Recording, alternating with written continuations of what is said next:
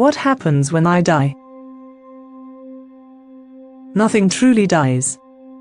Even the physical body of which you animate is recycled back into the garden of nature, to seed and feed new life.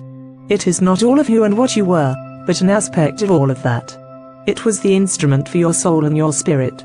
An instrument you used to indulge certain experiences through certain physical potentials. Though this came with many challenges and difficulties, that was merely part of being human.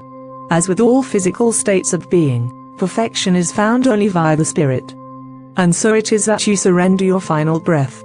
The soul which you associate with your self-awareness, your concept of identity, your thoughts, feelings, free will, memories that make up your consciousness severs its link with the material world.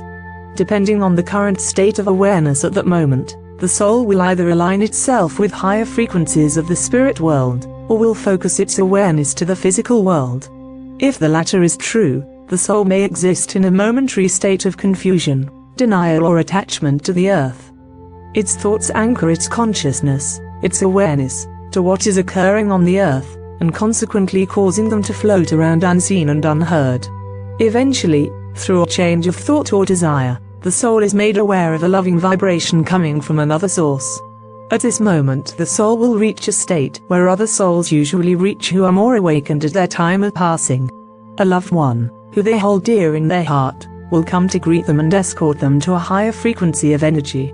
Most souls tend to be in the state of temporary confusion or amnesia about who they really are as a soul, and need their loving guides and loved ones to provide a comfort blanket to welcome them in their new state. You will be taken into a loving environment familiar to you, similar to what you are used to in your life past. Here you will be greeted by all those beings who you would so wish to see once more.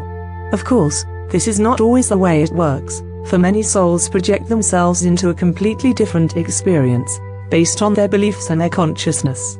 Though this is generally what occurs in a typical sense, it is possible for souls to project a different picture for their experience. Sometimes it can be a frightening process if a soul is first drawn through a sea of sorrow and screams of all those souls they had harmed. In this instance, the soul itself is reflecting its own energy to itself in order to come to terms with their vibration. Before you can enter the realms of unconditional love, one must first shed the layers that do not resonate to that. This means acknowledging all aspects of who you are and what you have created, and from there processing this in a way you can comprehend and go beyond. From here awaits you infinite potentials and endless pathways,